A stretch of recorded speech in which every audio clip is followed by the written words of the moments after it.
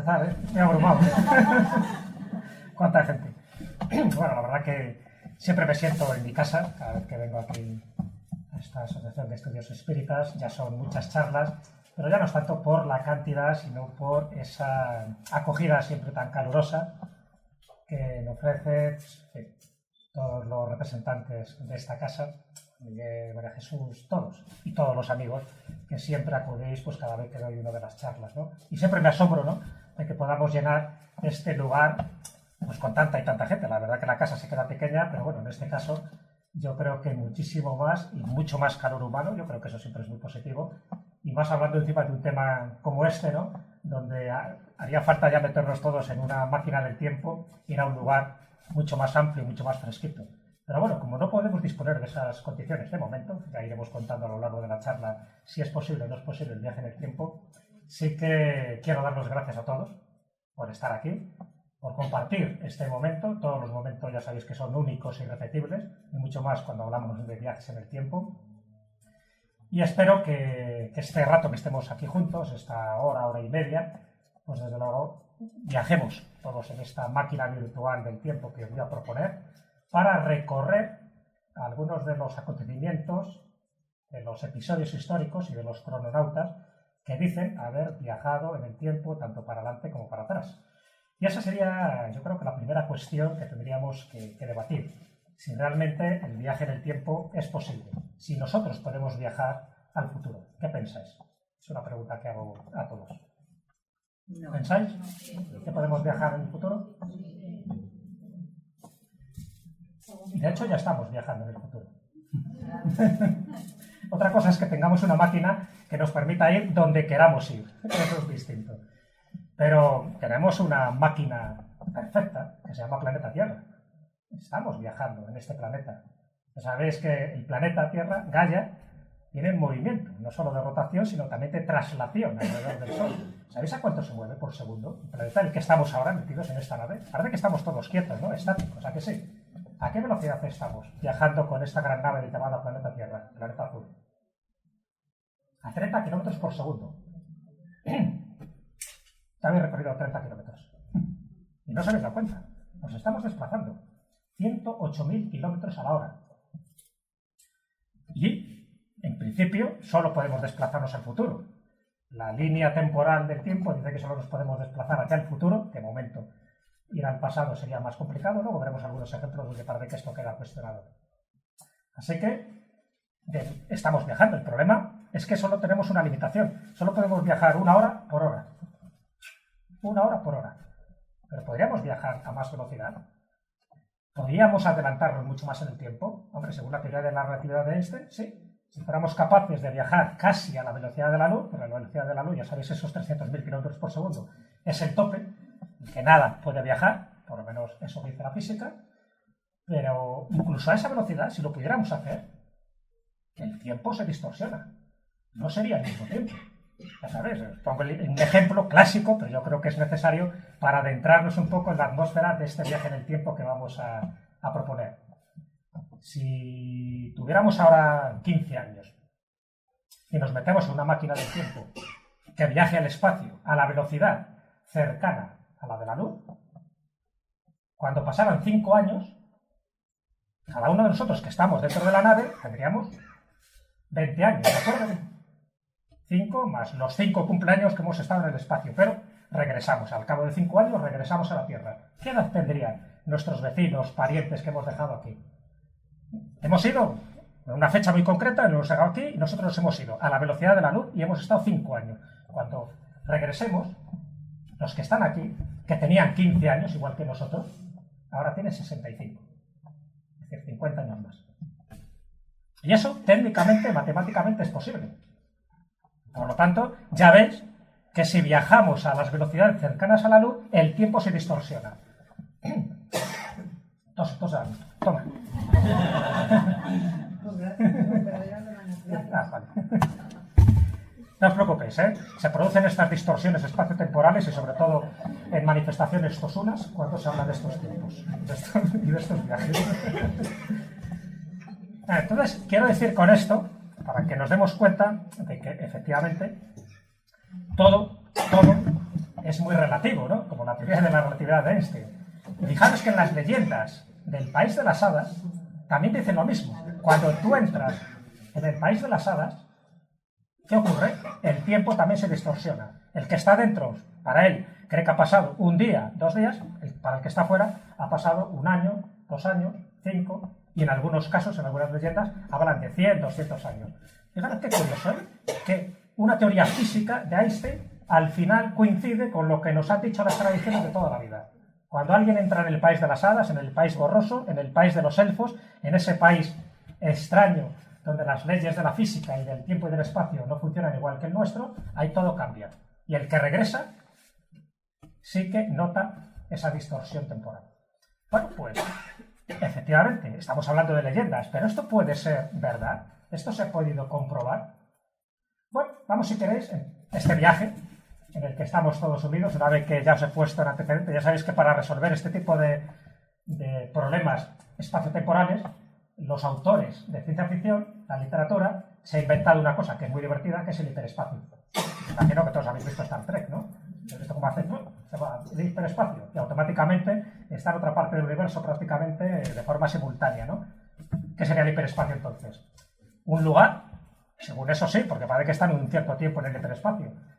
Según Asimov, sería una condición. Es la condición que adopta la materia para que tú puedas trasladarte a esas velocidades. Incluso serían superiores a la de la luz. Pero bueno, como lo del hiperespacio tampoco está demostrado, la ciencia tampoco nos lo ha dicho, sí es verdad que la literatura casi siempre está un poco por delante de los acontecimientos científicos.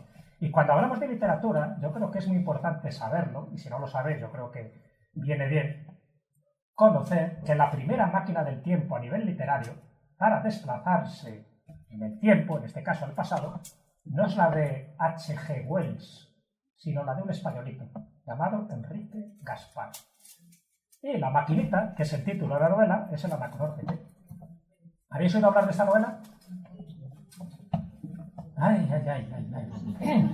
Muy recomendable. Tenéis ahí el Anacronópete, la primera máquina del tiempo para viajar al pasado. También podría ser el futuro, pero en este caso ha decidido viajar al pasado. Enrique Gaspar era un personaje interesantísimo, un madrileño, un escritor muy oscuro, fue cónsul de Macao, fue cónsul de Hong Kong, un diplomático que se aburría muchísimo y entonces le dio por escribir. ¿Y qué escribía? Esto, que se convierte en novela, primero es una zarzuela. Escribe una zarzuela totalmente disparatada en el año 1881, lo que pasa es que no la publica, donde un inventor estrafalario de Aragón, de Zaragoza, Sindulfo García, le da por inventar el Anacronópete. Y entonces, bueno, pues los pone en la Exposición Universal de París y con eso, pues bueno, toda la historia, ya digo que es disparatada. Eso es una zarzuela del año 1881. Lo que pasa es que cuando se publica la novela es en 1887, 8 años antes que La máquina del tiempo de Herbert George Wells. Sin embargo, si vais a Google o a cualquier enciclopedia, veréis que dice que la primera máquina del tiempo a nivel literario es la de Wells. Pues no. Enrique Gaspar, ya sabemos que no escribía muy bien, ya sabemos que es muy disparatada, pero viaja al pasado con esto. Y viaja hasta lugares increíbles, ¿no? Hasta Pompeya, por ejemplo, con la erupción del Vesubio. Viaja mucho más atrás, incluso quiere saber cómo es el origen del universo. O sea, no os destripo el final, pero es interesantísima porque de alguna forma está reflejando lo que luego las distintas novelas reflejan, que es una capacidad, bueno, el sistema, el fluido García, ya sabéis que el inventor de esta máquina es Sindulfo García, este aragonés, el fluido García, como así se llama la novela, para que no rejuvenezcas, porque claro, si tú vas viajando al pasado, lógicamente tú deberías envejecer cada vez más y llegaría un momento en que te mueres, ¿no? Como lo de Benjamin Button. Entonces tiene un fluido García que tú lo ingieres y te impide envejecer y siempre tienes la misma lozanía, la misma juventud, con independencia al pasado que tú te vayas, ¿no? Y desde luego se va unos cuantos pasados. Este hombre con el Anacronópete. Veis aquí, estos dibujos son ilustraciones de Soler, cómo sería esta máquina, que bueno, es una especie de cacharro interesantísimo ahí con unas cuantas chimeneas, totalmente anticientífico, pero bueno, no deja de ser nuestra primera máquina del tiempo, con esta forma tan estrafalaria, tan aerodinámica, para viajar al pasado. Y aquí tenéis a Enrique Gaspar, nuestro querido escritor oscuro, casi anónimo, pero que gracias a esta obra es recordado por muchísima gente. por lo menos ahora, por nosotros, yo creo que se merece pues este reconocimiento, ¿no? Es verdad que escribía muchísimo más, pero bueno, como todo lo que escribió, pues prácticamente pasó sin pena ni gloria. ¿Y qué le iba a decir a él? Cuando él muere a principios del siglo XX, que al final iba a pasar a la posteridad por una obra en la que prácticamente no tuvo ninguna repercusión en su momento, que fue el Anachronopitum. Y sin embargo, en 1895, pues Wells escribe esta novela, que luego, como veis, se han hecho varias versiones de película. Esta es la de John Taylor, esta sería la maquinita de Wells, un poco, en fin, más sofisticada, más preparada, por lo menos a nivel científico, y eso que solo había pasado unos pocos años de una a otra, ¿no? Pero bueno, interesante. Aquí tenéis la famosa máquina del tiempo, que además tenía su argumento, pues unas implicaciones sociales bastante interesantes, ¿no? Aquí se van al futuro, aparte del pasado, y ya sabes que se encuentran con los famosos Eloi, por una parte, que es una especie de raza así bastante estúpida y bastante bonachona, y los Morlock, que son los malos, pero que son los que realmente manejan la tecnología, la maquinaria y los que viven debajo de la Tierra. Entonces eso, pues mucha gente pensó que Wells, que era además un fino analista político, pensó que era una sátira política del momento y de los ingleses. Pero bueno, aquí la ves, estaría en la película, la famosa de Rottano, ya sabéis que luego han hecho una posteriormente, dicen que no ha superado la película de la máquina del tiempo. Pero, ya digo, 8 años después. Con lo cual ya tenemos ahí, hay muchas más novelas, y por supuesto algunas citaré al final. Pero ya veis ahí 2 referencias literarias muy importantes dentro de una máquina que nos permite viajar en el tiempo, desplazarnos tanto al pasado como al futuro. Por una parte la de Enrique Gaspar y por otra parte la de H.G. Wells. Vale, perfecto. Pero ¿se ha hecho algo más en serio ya, aparte de estas divagaciones literarias? ¿Habéis oído hablar del cronovisor?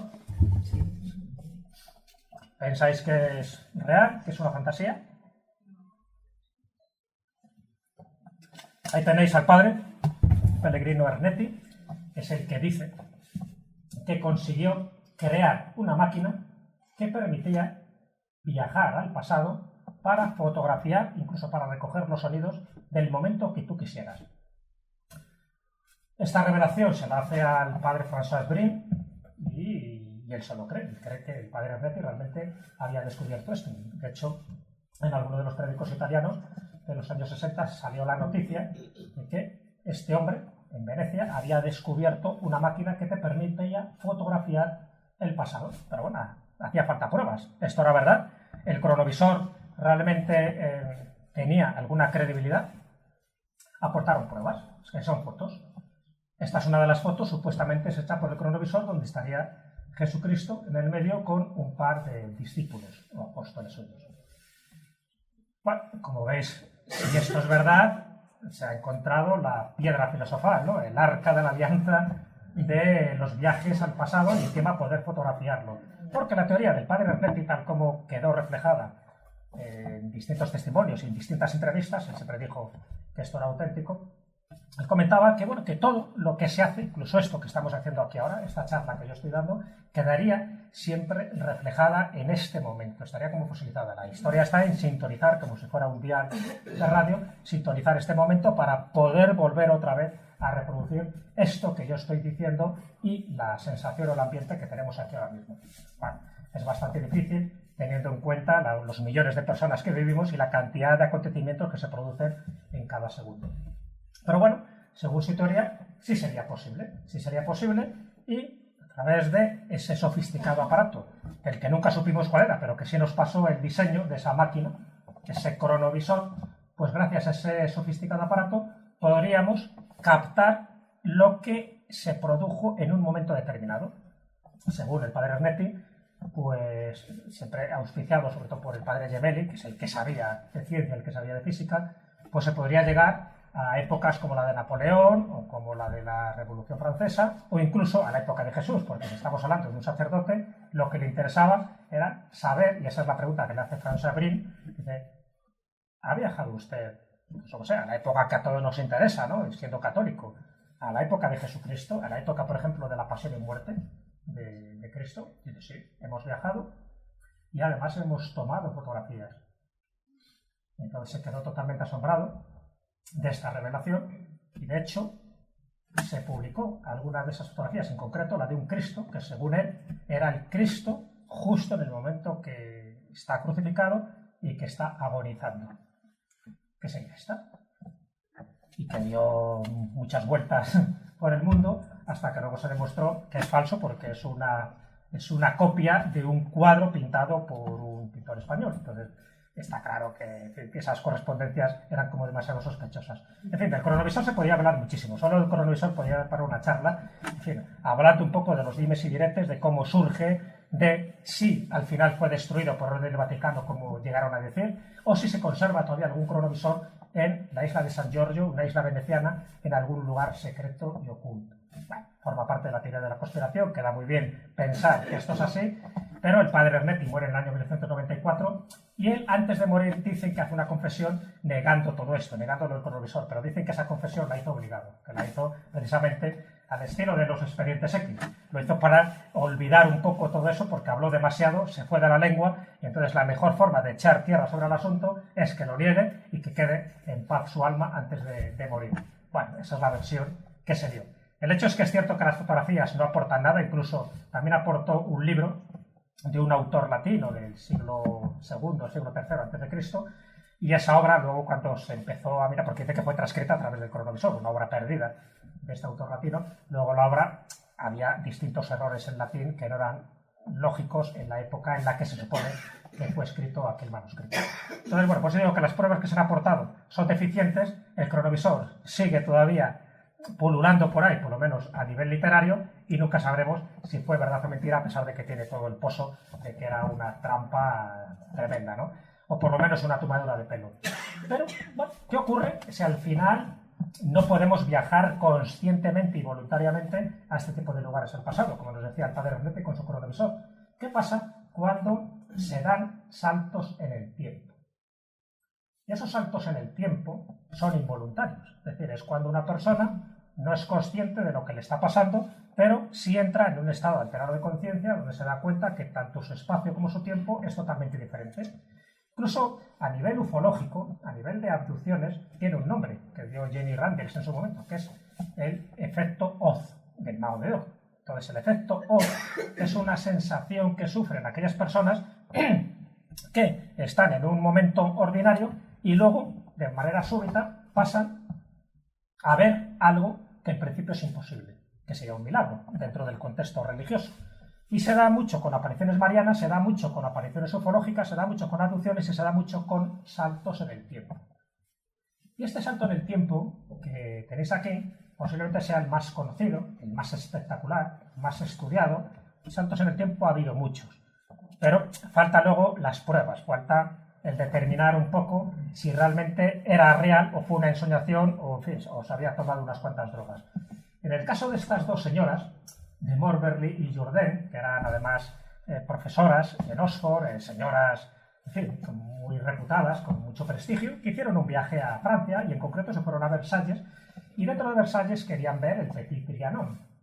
Y lo que cuentan, estamos hablando del verano de 1901, estas mujeres iban paseando tranquilamente hasta que en un momento tienen ese efecto off, es decir, ese efecto de que algo está pasando, se dan cuenta de que tiene como un ligero mareo, como que hay una especie de campana de sonido, como que algo es anómalo, ¿no? Y nada más tener esa sensación como de aislamiento y por otra parte de hipersensibilidad a lo que está sucediendo, siempre ya digo, hay una serie de características que se dan en todos estos que han sido testigos del prodigio o testigos de lo imposible. En este caso, tanto Anne Moberly como Eleanor Jourdain se dan cuenta de que algo está pasando y además lo ven, porque ven que los hombres con los que se cruzan están vestidos con unos extraños ropajes que no corresponden a la época de 1901. Ven que, en fin, que tienen sombreros de 3 picos, que visten levitas largas, que van, en fin, con bastante emperifollados, con bastantes colores, pasan un pequeño túnel que no eran conscientes de que un puente que no eran conscientes de que ese puente estuviera allí, y ven a una mujer también ataviada con ropajes del siglo XVIII que está pintando. Y todo esto les parece muy extraño a estas mujeres porque, bueno, de repente ya no hay nadie que vista como nosotros, sino que todos los personajes que estamos viendo o es una gran representación teatral o algo ha pasado aquí. Y estas dos señoras, aquí tenéis las fotografías, pues empiezan a cuestionar muchas cosas, porque la experiencia dura pocos minutos lo suficientes cuando visitan el Petit Trianon, que aquí lo tenéis, este palacio versallesco, se dan cuenta de que todo lo que rodea a ese lugar no es exactamente como ellas lo habían visto, sino que parece que corresponde a otra época, es decir, estaba de distinta manera encadenado, los jardines estaban mucho más floridos y por tanto había más personas, pero todas siempre ataviadas a la vieja usanza del siglo XVIII. Cuando regresan, cuando pasa la experiencia, ellas mismas se empiezan a interrogar de si lo han soñado o qué era, ¿no? Y efectivamente no lo soñaron, sino sencillamente, dentro de esas explicaciones paranormales, que dieron un salto en el tiempo y a la mujer que vieron pintando era ni más ni menos que María Antonieta. Al final se cifra todo este episodio en el año 1789, un poco antes de que se produzca la Revolución Francesa, pues, y un poco antes, efectivamente, que la cabeza de María Antonieta pues, rodada por el cadalso. Así que ahí tenéis el caso de estas dos señoras que nadie ha puesto en duda, que no tenían por qué mentir, que su prestigio estaba en entredicho y aún así pues hicieron ese libro donde lo contaron, en una aventura se titulaba, y luego la edición que han hecho posteriormente lo han llamado Los fantasmas del Trianon, con un prefacio de Jean Cocteau, uno de los grandes escritores poetas del siglo XX y francés, como ya conocéis. Bueno, curioso, ¿no?, que esto se produzca, pero ¿ha habido más saltos en el tiempo? ¿Esto te podríamos dar alguna credibilidad? Hombre, muchos no hay, porque si no, sería una regla general y todos podríamos a lo mejor hacerlo si encontráramos las claves. Las características que se dan los saltos en el tiempo es que son inconscientes, tú no los puedes controlar. Por alguna razón, tú estás en el espacio concreto, en este caso Versalles, en este caso del Petit Trianon, pero te falta una tecla, te falta lo que se llama la cuarta dimensión, te falta el tiempo. Pero hay veces que se conjuga eso, y entonces esa cuarta dimensión, el tiempo, se activa y tú, sin darte cuenta, estás entrando en una escena del pasado donde puedes ver, incluso en algunos casos, interactuar. En el caso de estas dos señoras no pudieron interactuar, solo eran testigos de lo que estaban viendo, parece que nadie las veía a ellas, y ellas sí veían toda la escena, pero no podían interactuar. Pero en otros casos que se han recogido de saltos en el tiempo, sí puedes interactuar, es decir, puedes hablar, incluso puedes entregar o recoger algún regalo, algún objeto. En este caso, ¿pero ha habido más casos de este tipo?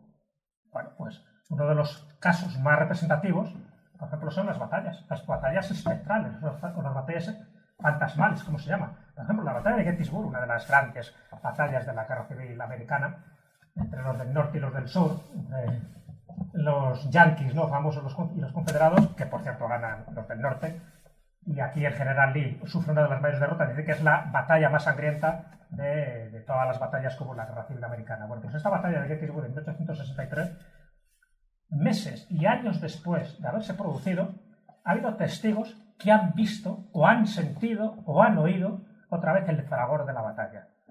Y eso no es único, ¿eh? Yo tengo por lo menos registradas más de media docena de batallas donde en ese campo de batalla, fijaros, el espacio tiene que ser el mismo, es decir, el lugar es el mismo. Lo que pasa es que, ¿cuándo se activa, por decirlo así, ese interruptor?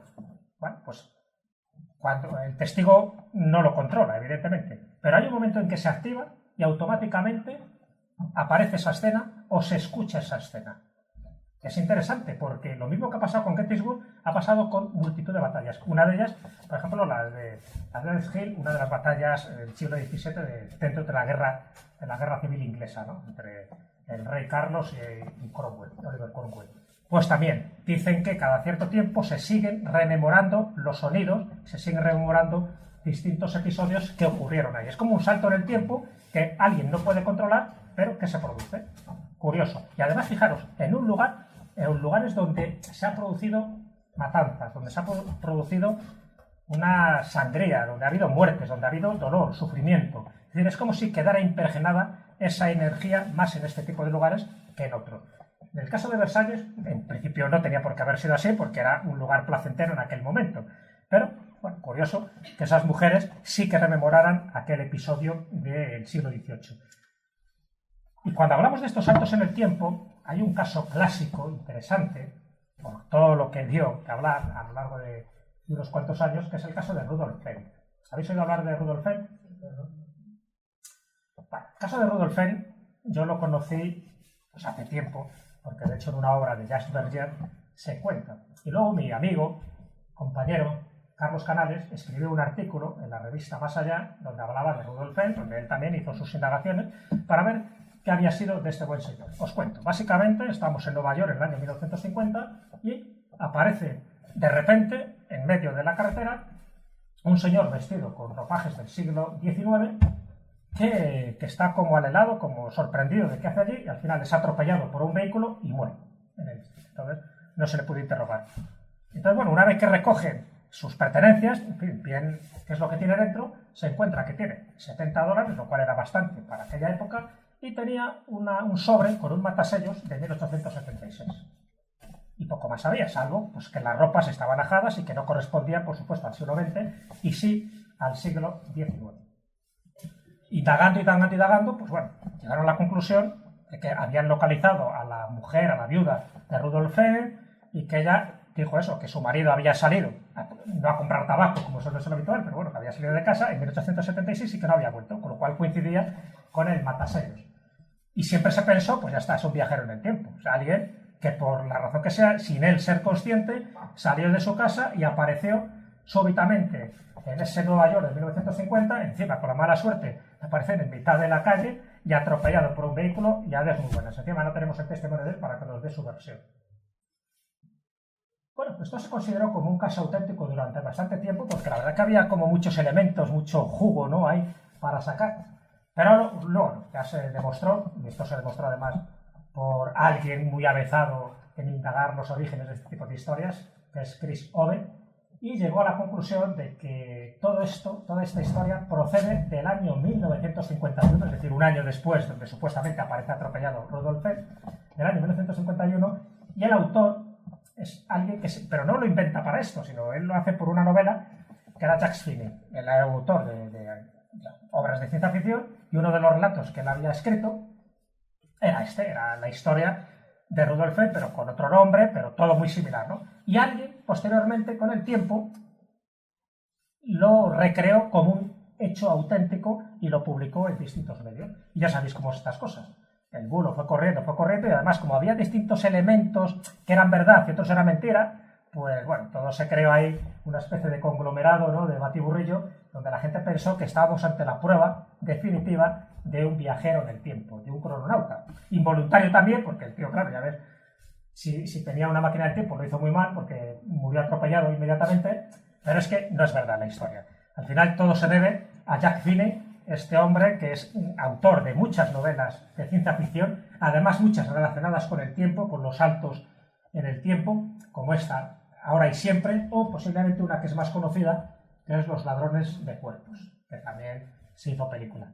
Este Jack Finney, en el año 1951, fue el que en un pequeño relato ideó la historia de Rudolf Fehn, y ¿quién le iba a decir a él que al final iba a ser tan conocido? Lo que pasa es que cuando esto se empezó a divulgar, él estaba callado, como yo creo que divirtiéndose un poco con los acontecimientos de que esto hubiera tenido tanta repercusión.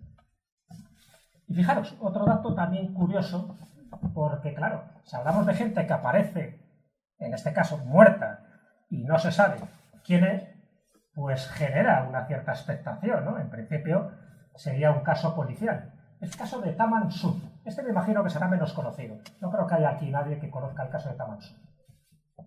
Taman Sud no es un hombre, pero este hombre aparece en la playa de Somerton, en Adelaida, en Australia, en el año 1948, es decir, el 1 de diciembre de 1948, y aparecen dos enigmas, claramente.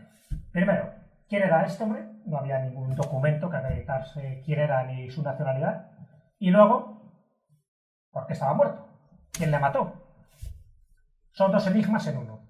Bueno, es curioso porque se empieza a indagar, se distribuye su fotografía, nadie reconoce a este hombre, nadie le reclama como un pariente o como un amigo suyo, y en sus bolsillos no había nada, absolutamente nada, pero sí se encuentra en un coche cercano a esta playa de Adelaida, sí se encuentra un libro. Un libro que es un libro bastante curioso, por otra parte. Además, un libro que os recomiendo que leáis, aunque no tiene nada que ver con este caso, pero ya veréis cómo son las sincronicidades. Es el Rubaiyat de Omar Khayyam. Omar Khayyam es un poeta persa del siglo XII, interesantísimo, por lo bien que escribía este hombre, y además porque son poesías un poco dedicadas al al saber vivir, al disfrutar del momento, al carpe diem, cosas similares, ¿no? Era en la Irán, lo que es ahora Irán, la Persia de aquella época, donde se vivía mucho mejor que ahora en ese lugar, en esa latitud del mundo. Y aquí viene lo interesante, porque lo único que encuentran en el bolsillo de este hombre, lo único, porque no había ninguna pertenencia, ni tenía cartera, ni carné, ni nada, lo único que encuentran es una palabra, es como algo recortado de un libro que ponía Tamansup, nada más. Y en ese coche aparcado cerca de la playa de Somerton, donde apareció el cadáver de este hombre, hay un libro que es el Rubaiyat de Omar Khayyam, donde le falta un trozo de hoja, que es el mismo trozo de hoja que tenía en el bolsillo. Y alguien lo había arrancado de ese libro y lo había arrancado con estas dos palabras.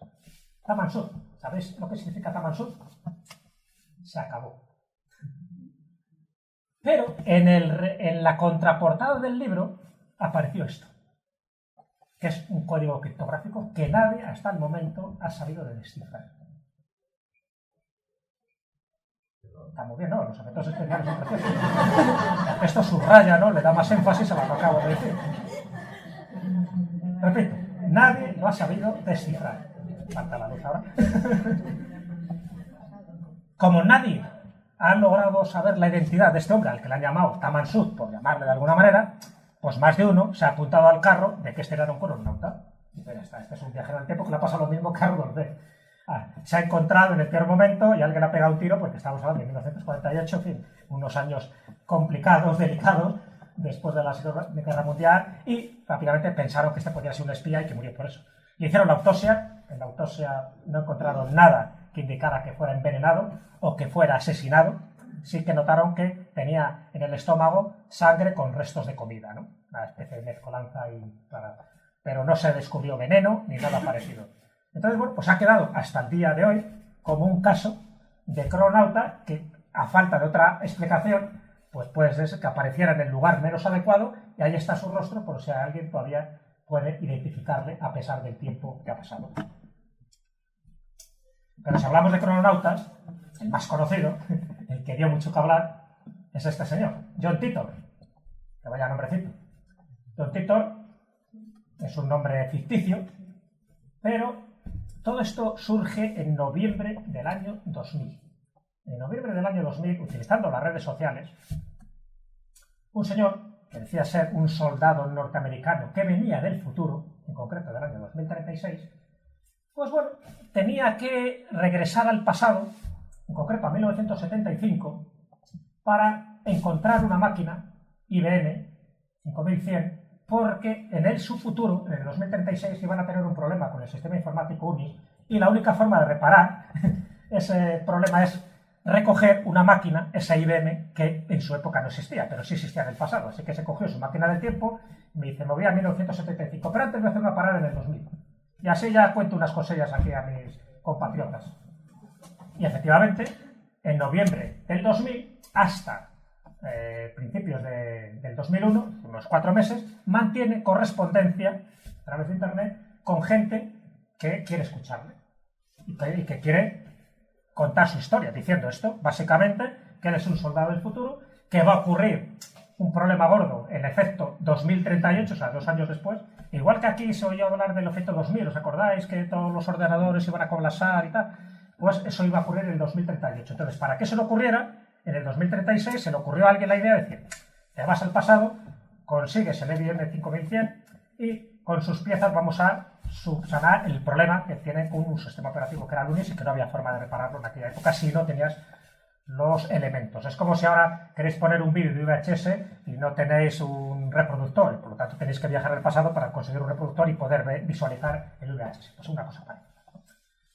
Entonces, bueno, pues imaginaros la conmoción que esto generó, ¿no? O sea, un viajero del futuro que te está diciendo que va a 1975, pero que antes hace una parada en el 2000 para contar cosas, que le pregunte. Pero claro, me empieza a preguntar, ¿qué va a pasar? Cuéntanos, ¿habéis inventado la máquina del tiempo? Y dice, claro, podemos viajar al pasado cuando nos dé la gana y todas esas cosas. Bueno, ¿y qué va a pasar en el mundo? ¿Va a ocurrir alguna catástrofe? Cuenta, porque como él tiene información privilegiada, por ejemplo, le da los planos de la máquina del tiempo. Y dice, mira, esta es la máquina del tiempo, a ver si la construís vosotros, a ver si sois tan listos. Ahora podéis fotografiarlo si queréis. Esta es la máquina del tiempo. Todo a través de vórtices de energía, etcétera, etcétera, etcétera. Bueno, pues muy bien. Incluso se creó toda una especie de amiguetes de John Titor con su logo, con este Tempus Erat Rerum, que es algo así como el tiempo devora la eternidad devora el tiempo es devorado por sí mismo. Es una frase de Ovidio que aparece en su Metamorfosis y que lo utilizan un poco pues, como símbolo, como elemento, ¿no? Y un poco también, si os dais cuenta, sería como la síntesis o el esquema de esa supuesta máquina del tiempo que utilizó John Titor. Bueno, entonces él empieza a contar acontecimientos del futuro y dice, bueno, ya que eres un viajero del tiempo, contanos, ¿qué va a pasar? Estamos hablando del 2000, acordaros, ¿eh? Tiene sí, bueno, pues venga, yo os lo cuento. Ahora, lo que va a llegar es muy malo, ¿eh? No sé yo si merece la pena que lo sepáis. Sí, que somos muy morbosos, cuéntanos. Entonces John Titor les dice que en el año 2005 iba a haber una guerra en Estados Unidos, una guerra civil, donde, bueno, pues prácticamente se iban a matar entre ellos de mala manera, ¿no? Y que va a durar hasta el 2015. En el 2015, pues iba a haber más conflagración, incluso otro tipo de países estarían involucrados, incluso una epidemia tipo vacas locas también iba a diezmar la población y que el mundo en el 2015, os recuerdo que estamos en 2016, el mundo en el 2015 no lo íbamos a reconocer. Creo que no era un viajero del tiempo, no tiene una. Solo aceptó una cosa, además de otros datos. Aceptó una cosa y dijo que el CERN, el acelerador de partículas que está en Ginebra, que sí iba a descubrir, no hablo de la partícula divina, de la partícula de Dios, pero sí que iba a descubrir microsingularidades, que eso en física significa que van a descubrir como mini agujeros negros por los cuales tú podrías desplazarte en el tiempo. Una especie como de agujeros de gusano, ¿no? Cosa que tampoco se ha demostrado que sea así, pero bueno, sí es verdad que en el CERN sí que están trabajando mucho con lo de las microsingularidades para ver si se puede ir de un sitio a otro. Es el hiperespacio que os comentaba al principio, que básicamente, yo no soy físico, pero bueno, para entendernos, es esta hoja, ¿no? Entonces, imaginaros que nos queremos desplazar de aquí hacia aquí. Entonces, lo normal es desplazarnos de forma longitudinal, ¿de acuerdo? Pero tardaríamos un montón de tiempo, tardaríamos años luz en llegar de un sitio a otro. Pero si conociéramos estas microsingularidades, es decir, si pudiéramos hacer en este lugar y en este lugar esos agujeros negros o esos agujeros de gusano, en lugar de desplazarnos de esta forma y tardar lo que tardamos, aunque nos desplazáramos a la velocidad de la luz, si lo plegáramos, automáticamente se juntarían y pasaríamos de forma automática. ¿Vale? Bueno, pues eso es más o menos lo que dice que llegaron a descubrir John Titor. Pero aquí aparece otro señor, Ethan Titor, en el 2005, porque John Titor, desde marzo del 2001, desaparece. Él dijo que estaba 4 meses y dijo que había hecho una parada técnica en el 2000-2001 y que luego ya se iba a 1975 a hacer su misión. Y ya nunca se volvió a saber más de John Titor. Pero aparece Ethan Titor. Ethan Titor, que también sigue con su club de Titor, que en realidad su nombre dice que era Ethan Jensen, pero él quiso llamarse Ethan Titor porque era otro crono viajero que contó lo que le pasó a John Titor. Y dijo que al final John Titor volvió a su mundo al 2036 con esta máquina IBM, pero que allí le encarcelaron los especies de guardianes del tiempo porque había revelado demasiada información. Pues vaya información, si no acertó ni una. Pero bueno, que había acertado mucha información, y por eso lo habían encarcelado. Y él se había sentido la obligación de regresar Ethan Titor para contar un poco que esto era verdad y que los viajeros del tiempo no se pueden mantener mucho tiempo aquí, en nuestro espacio-tiempo, y que de ahí que este hombre pues se tuviera que volver a ir en breve, como así hizo. Pero con una curiosidad. No sé si habéis visto la película Capaz, que es un supuesto ser extraterrestre que le toman por loco, y que él al final, cuando dice que se va a su planeta, a Capaz, dice que se puede llevar a uno de los enfermos mentales que había, ¿no? Bueno, pues Ethan Titor, no John Titor, Ethan Titor, dice que se puede llevar a alguien, con los que había él chateado, ¿no?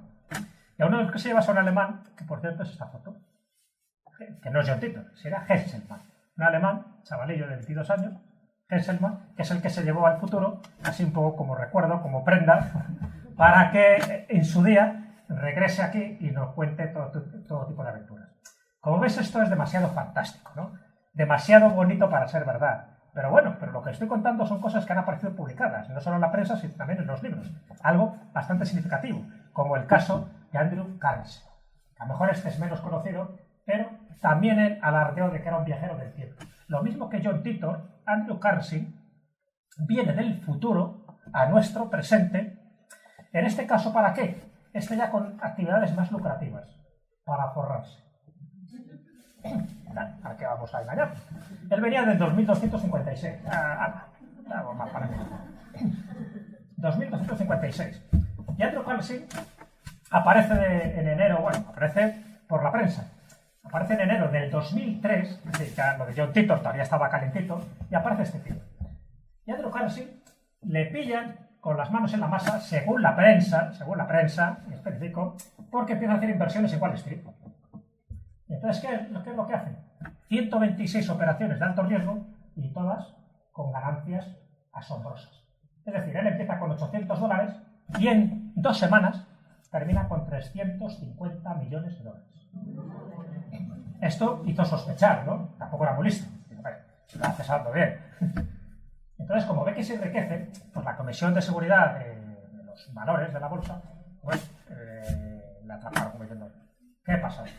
Dicen que esta es la foto suya, a saber, ya digo que esto, tomarlo todo con precaución, porque este tipo de noticias de viajeros del tiempo además ya lo pone ahí, ¿no? Time Traveler, viajero en el tiempo, Skip Town, o sea, como saltos en la ciudad, ¿no? Como si una especie de Looper, ¿habéis visto la película Looper? Que va dando saltos en el tiempo, bueno, una cosa parecida. Y claro, la historia era como demasiado increíble. El FBI entra por medio, por supuesto Wall Street da la voz de alarma, dice que le retiene y al final él revela una serie de informaciones y le preguntan si realmente tiene una máquina del tiempo, que lo diga. Y él se niega a decir dónde está la máquina del tiempo y el funcionamiento de su máquina del tiempo, que eso es prohibido y que tendría consecuencias en su futuro si volviera al 2256. Pero él estaría dispuesto a revelar dónde estaba Bin Laden, que por entonces todavía no había sido capturado, a cambio, y cosas similares. Bueno, el hecho es que termina la noticia diciendo que el FBI al final le deja libre con una fianza de $1 millón, que es $1 millón para él, que había ganado 350 en 2 semanas, y $1 millón, y desde entonces ya no se volvía a saber más. Solo que había era llamar rumores de que luego se puso en contacto con algunos amigos suyos. Bueno, y ahí está la historia de Andrew Carnegie. Curioso. Y digo curioso porque por lo menos hay un testimonio de un periódico, no muy creíble por otra parte, pero bueno, el testimonio del periódico, y luego se comentó esto. Pero son 2 casos de gente del futuro que viene al pasado para hacer algo. En este caso, ya digo, para sacar dinero y a saber luego lo que haría en el caso de ser cierto. Y hay un caso menos conocido, que no he encontrado fotografía, no hay testimonio gráfico de él, que es el de Mike Markun. Mike Markun es al revés. Es un tío del presente que se va al futuro. Tenía también, supuestamente, una máquina del tiempo, y Mike Markun, ¿sabes lo que hizo? Se fue al futuro para saber los números de lotería que iban a tocar. De tal manera, fíjate qué información más buena, ¿no? De tal manera que cuando venía, compraba esos boletos y siempre ganaba. Claro. El problema es que siempre la avaricia rompe el saco. Y como ganan tanto dinero, son descubiertos y se tienen que largar con su máquina del tiempo a hacer cósmicas puñetas. Como diría Jiménez. Bueno, este es más divertido todavía. El Von Helton, este ya es el caradura número 1. Porque este es de que es un viajero en el tiempo y estas son todas fotografías suyas, según él, en distintas épocas. En 1857 en Inglaterra, en 1916 en Francia, en 1945 en Alemania y aquí. En el momento presente va empeorando el hombre, cada vez más feo. Y esta sería una de las fotografías más actuales, como ves. Un poco así, con ganas así, como buen americano, le gustan las armas. Y este es ese viajero en el tiempo que aparece en distintas épocas según él y para acreditarlo muestra estas fotografías del pasado diciendo que es él. Verdad que se parece, ¿no? Pero eso es decir que es un viajero en el tiempo. Pero claro, es todo a pie. Claro, él dice que es un vampiro, que se va alimentando de sangre. Claro, ya puestos a crear la historia es más divertido decir que es un vampiro. y de hecho, ya has visto que solo le faltaba abrir la boca porque seguro que tiene algún colmillo por ahí de más, ¿no? El colmillo afilado y retorcido.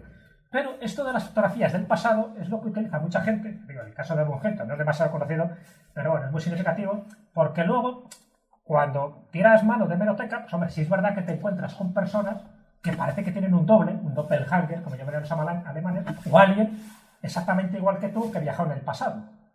Un tipo Saint-Germain, ¿no? Que es inmortal y que cada cierto tiempo aparece. Pero para que cuando hay fotografía, pues es más fácil seguir el rastro. Pero yo no sabía que Michael Jackson había viajado tanto en el pasado, no lo sabía. Pero bueno, ahí le tenéis, vivo retrato, ¿no? Si queréis un crononauta, hecho y derecho, aquí le tenéis. Bueno, me digáis, esto es una prueba indiscutible. O si no, de otra vuelta. ¿Eh? Foto del siglo XIX con él. No me digáis que no... ¿Es un viajero en el tiempo? ¡Hombre! El Papa Gregorio IX, Silvestre Stallone. Alabado. Al final son viajeros en el tiempo camuflados y no lo sabemos. O John Krasinski, un actor que se parecería mucho a un cuadro de Karl Fjellberg de 1835. El cuadro existe y fijaros un poco su semejanza, con lo cual más de uno también ha dicho eso lo de siempre. No, esto es un viajero en el tiempo. Mira, mira, tenemos la prueba, ¿no? Al tío le hace mucha gracia a John Krasinski. Al otro no, porque no se ha enterado. Bueno, este tipo de pruebas, de falsos cronautas, digamos, se divulgan con cierta frecuencia por internet, ¿no? Bueno, hay que tomarlo con mucha precaución, como os podéis imaginar, ¿no? Igual que esta noticia. Esto lo comenté hace tiempo en una de las charlas que di aquí hablando de OPARs. Estos OPARs, objetos fuera del tiempo, que en el fondo también debería ser una prueba de estos viajeros en el tiempo. Es como que se les olvida algo, ¿no? Cuando se marchan. Y en este caso, pues a alguien se le olvidó un anillo reloj, o sea, de Suiza, porque en la parte de atrás aparece Swiss, pero ¿dónde se encontró? En una tumba herméticamente sellada en China, sur de China, una excavación arqueológica de hace 400 años. Entonces dices, aquí falla algo. Si está herméticamente cerrada, esta excavación arqueológica, tal como dijeron, además aparecía el nombre del arqueólogo, la localidad donde se encontró, etcétera, etcétera, que pinta un reloj, un mini reloj de anillo, que pone Swiss atrás, de la dinastía Ming. La dinastía Ming, para que os hagáis una idea, desaparece en 1644. O sea que, como pronto, tiene 400 años este reloj. Pero claro, por entonces, os podéis imaginar que Suiza ni siquiera tenía un proyecto de Estado, ni se llamaba así, ¿no? Era un territorio. Aquí hay dos cosas. O alguien nos ha tomado el pelo, con lo cual es lo más factible, o alguien se le olvidó cuando no estaba totalmente sellada esta tumba y cuando alguien la expolió, pues dejó ahí su reloj. Esto para que este reloj estaba incrustado dentro de lo que era la piedra, la roca, y cuando suena sonó como algo metálico y se dieron cuenta de que era algo muy antiguo. Pero claro, esta es la versión que nos dieron las noticias de esta supuesta tumba china donde aparece. Para mí, desde luego, muy sospechoso, yo lo dejaría dentro de los OPARs para darnos una vuelta. O como este caso, fijaros. Esto está en el metro de Moscú. ¿Veis algo raro? Aquí, parecía un mosaico. El metro de Moscú ya sabéis que es el metro más transitado de todo el mundo, ¿no? Tiene 185 estaciones y esta es una de las estaciones. Y en esta estación, pues tiene distintos motivos decorativos. Entonces, debajo de Lenin aparece aquí un señor que parece que está manejando algo. Es lo que dicen una laptop, que sería una especie de computador o un ordenador portátil. ¿Veis ahí que tenía como tiene algo que está por el que está hablando, que sería el teléfono móvil, y luego tendría lo que sería abajo el portátil abierta la tapa. Como este metro se inauguró en 1835, desde que puede ser de esa época, por lo tanto en esa época, como os podéis imaginar, no había ordenadores portátiles ni había móviles. Lo más factible y lo más lógico es que sea un teléfono de guerra. En aquella época está representando un momento entre las batallas de principios del siglo XX y esa sería la tapa del cajón donde iba incorporado ese teléfono que veis que tiene que soportar con dos manos porque eran muy pesados. O sea que de móvil poco eran pesados y luego lo que parecía que sería el ordenador portátil sería la caja donde iba incluido este aparato, este gran aparato. Pero bueno, la imaginación es muy fácil y ya han dicho que... Y de hecho la gente lo visita. Cuando va al metro de Moscú es una de las cosas que va a ver. Mira, mira, mira. Un viajero en el tiempo que ya está utilizando un móvil en 1835. O como esta escena de la película El Circo de Charles Chaplin. Esta señora que parece que va hablando por un aparatejo. Por lo menos algo tiene en la oreja, ¿no? ¿Lo ves? Ahí lo tienes un poco más de cerca. Es curioso porque cuando lo he puesto más de cerca, aquí ahora una especie de teleplastia aparece un rostro. Cosa que no aparece en la original, ¿no? Pero bueno, hay una escena muy cortita de una escena de la película de Charles Chaplin de 1928 y aparece esta señora. Es uno de los descartes, por cierto, de la escena, o sea que ni siquiera aparece en la película, pero bueno, dentro de los descartes que hubo de la película apareció esto y alguien pues le dio por pensar que en 1928 había ni más ni menos que este tipo de tecnología, y ahí tenemos la prueba de una señora hablando por él. La explicación más razonable, más plausible, que era una trompetilla de estas que entonces sí que se usaba y que posiblemente la mujer pues, lo llevaba ahí en la oreja, ¿no? Que era muy habitual tenerlo. O como es el caso de este, de 1938, de que una mujer, saliendo de una de las fábricas de Massachusetts, pues también, ahí tenéis, también es una película y tenéis las 3 secuencias donde parece que va hablando con algo que lleva en la mano y que está muy divertido con la conversación. Un móvil en el año 1938, difícil, pero como las imágenes son más que dudosas, pues ahí está. Pero también los defensores de los viajeros en el tiempo alegan esta fotografía o este vídeo que apareció hace poco en YouTube como prueba indiscutible de esos saltos en el tiempo. O en este caso, ¿veis ahí a un viajero en el tiempo en algún lado? Esto sería la inauguración de un puente en la Columbia Británica en Canadá en el año 1945 y dice que aparece un Hister ahí. Vale. Con gafas de sol, ahí con un cardigan, con una camiseta y en la mano con una cámara fotográfica. Que parece que en 1941 era impropio ese tipo de cámaras fotográficas. ¿Quién sería este hombre? Un Hister de verdad, un viajero en el tiempo que quedó camuflado por ahí, pero por lo menos no tuvo la suerte de no aparecer en una calle de Nueva York en 1950 y morir atropellado. Bueno, Barbara Stanwyll, por ejemplo, fijaros, esto es de 1941. Barbara Stanwyll tiene una película que se llama Doble Identidad, que es 2 años después, en 1943, donde aparece con unas gafas de sol muy parecidas. En aquella época también había gafas de sol, no penséis que era tan extraño. Y este tipo de camisetas, aunque fueran raras, también se usaban. Por lo tanto, lo más fácil, utilizando la navaja de Oca, ¿no? Ese principio filosófico, es pensar de que no estamos hablando de un viajero del tiempo para nada, sino sencillamente de alguien que vestía de forma distinta, pero que no había viajado en el tiempo bajo ningún concepto. Este caso también es más curioso. El Mundial de Chile de 1962, ahí la selección brasileña ganó una vez más el Campeonato del Mundo, ganó a Checoslovaquia un 3-1, y aquí está Garrincha, el famoso jugador en Brasil, levantando la copa. Y abajo hay un señor que está haciendo como una foto, con una especie de portátil de estos que saben, como esto que tengo aquí. Es una foto de las muchas que se hicieron y llama la atención de que alguien se acercó para hacerle una foto de esta manera, ¿no? Con cámaras que en aquella época evidentemente tampoco había. Ya sabéis que los móviles al principio tenías que llevar un maletín de los pesados que eran, ¿no? Si querías que desplazarlos de un lugar a otro. Bueno, pues también es otra de esas fotos sospechosas que se alegan como prueba de que estamos ante un crononauta, ese que no se le ve, solo se le ve la mano, haciendo la foto a Garrincha mientras levanta el trofeo. ¿Quién es este señor? Stephen Hawking, ya sabéis que también él se ha preocupado mucho por los viajes en el tiempo y ha intentado saber si esto es verdad o mentira, y él tiene una curiosa teoría, que la mantiene él y por supuesto todos los físicos teóricos, astrofísicos y compañía, ¿no?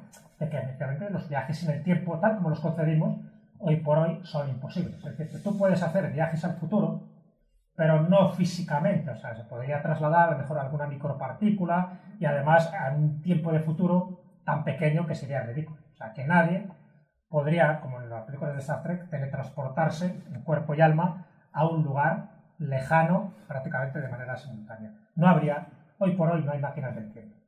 Él conoce, os podéis imaginar muy bien, las leyes físicas, y él sabe que hay una serie de elementos de leyes físicas que no se pueden vulnerar. Uno de ellos es la conservación de la energía. Entonces él cree que, por supuesto, máquinas al pasado serían imposibles porque nuestra línea de tiempo es hacia el futuro, aunque esa cuarta dimensión, ya sabéis, es muy curiosa, ¿no? Pero bueno, tal como está entendido, nos desplazamos hacia el futuro y, por lo tanto, si hay alguna vez una máquina del tiempo, siempre sería hacia el futuro, nunca hacia el pasado. O sea, nunca habría un cronovisor tal como lo diseñó el padre Hermeto. Y luego él comentaba que también hay una razón de peso. La evidencia de que no hay viajeros del futuro es porque todavía no hemos sido visitados por nadie, según él. ¿Y por qué no hemos visitado por nadie? Porque si alguien construye una máquina para viajar al futuro, dentro de esa línea cerrada del tiempo, solo podría regresar al momento en que tú has podido fabricar esa máquina, no antes. ¿Qué quiere decir? Que si hoy, en enero del 2016, nosotros, cualquiera de nosotros, creamos una máquina del tiempo para ir al futuro, con el tiempo, es decir, alguien que la utilice dentro de 5, 10 o 15 años, Si quiere regresar al pasado, al único pasado que puede regresar es al teatro, al 2016, que es en el momento en que se crea esa máquina. No podríamos regresar antes porque solo puede regresar por esa línea cerrada temporal solo al momento en que tú lo has creado. Vale. Luego hay una serie de fórmulas matemáticas para demostrar todo esto.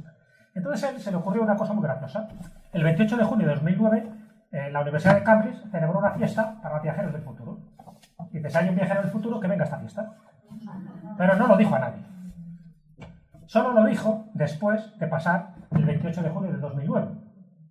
Porque dentro de su razonamiento, es que listo es el tío, y un cachondo mental además, dentro de su razonamiento dice, a ver, esto yo lo voy a dar a conocer después del 28 de junio del 2009.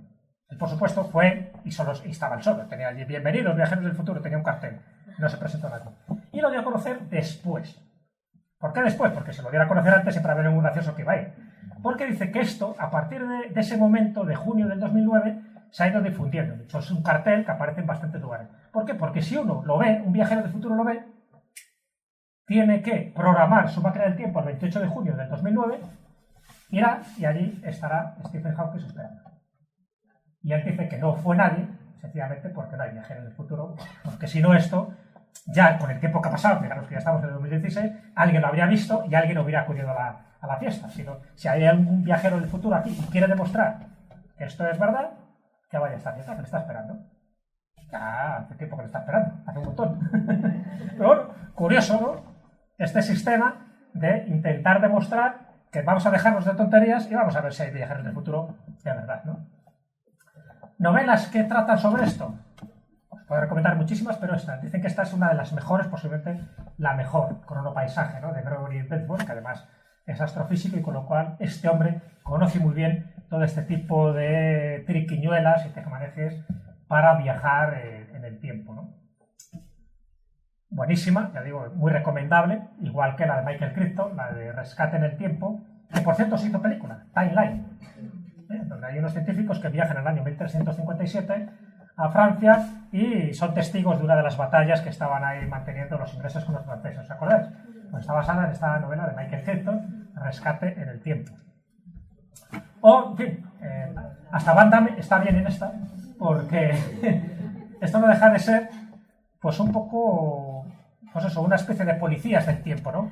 Bueno, Hawking lo decía. Stephen Hawking comentaba de que hay como una hipotética agencia de vigilancia de los cronautas. Es decir, para que no haya paradojas en el tiempo, imaginaros, si alguien inventa una máquina del tiempo, lo de siempre, bueno, yo voy al pasado, mato al abuelo y por lo tanto yo no nazco. O la persona que tú quieres eliminar, tú te eliminas a su pariente y adiós, ¿no? Matas al padre de Hitler, por ejemplo, y ya no hay Segunda Guerra Mundial y cosas así. Entonces, para evitar que haya este tipo de paradojas, hay como una especie de agencia de protección de la cronología, de los saltos en el tiempo, para que nada ocurra. Entonces, bueno, pues mirad cómo en las novelas y en las películas eso también se habla, ¿no? Tanto en las novelas de Isaac Asimov, por ejemplo, o las de Paul Anderson, pues ocurre algo parecido a esto. Hay una especie de policía del tiempo, Time Cop, que se encarga de que no haya este tipo de adulteraciones espaciotemporales.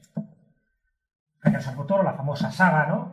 Interesantísima, la de Terminator, otra de esas que marcan un antes y un después, ¿no? De cómo volver al pasado para matar a Sarah Connor y precisamente para evitar que haya un líder, ¿no? Que al final gane, ¿no? La batalla contra los Terminator y cantidad de cosas que os podría ir comentando. Pero bueno, yo creo que vamos terminando porque también es interesante que haya preguntas y que haya comentarios. Aquí tenéis el chiste, que es verdad que es una forma también de viajar en el tiempo, como ve, una forma de no enterarte de lo que pasa. Y yo me quedaría con dos frases finales, un poco, para rematar esta charla, que sería una, la de Eleanor Roosevelt, que era diplomática, una gran mujer, esposa de Franklin Delano Roosevelt. El futuro pertenece a quienes creen en la belleza de sus sueños, qué razón tiene. Y otra de mis frases, la frase favorita, que dijo Charles Chaplin, que le hemos citado, ¿no? Con esa película del circo, ¿no? Donde aparece esa señora con una especie de móvil, que es esta: el tiempo es el mejor autor, siempre encuentra un final perfecto. Espero que este haya sido un final perfecto para esta charla. Gracias.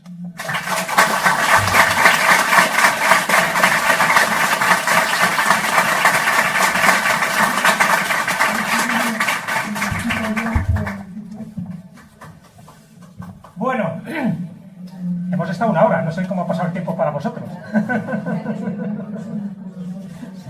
Podría ser más largo, pero ya sabéis que en mis charlas intento no pasarme de 1 hora. Sé que todos tenemos un reloj biológico, donde después de 1 hora solemos desconectar. Entonces, siempre hay que mantener la atención durante 1 hora, y más cuando se dan tantos y tantos datos, como en este caso. Pero bueno, sí quería un poco que veáis distintos aspectos literarios de la ciencia, lo que dice actualmente la ciencia, y sobre todo, pues, los distintos crononautas que dicen haber llegado de nuestro futuro, o de los distintos intentos que se han hecho para crear una máquina, un artilugio. Porque viajes en el tiempo, antes de las máquinas ya se habían hecho. También Flammarion, por ejemplo, un astrónomo francés, ya hizo un viaje en el tiempo, pero en sueños. Aquí lo que falta es una maquinita. Y entonces, acordaros, una rápida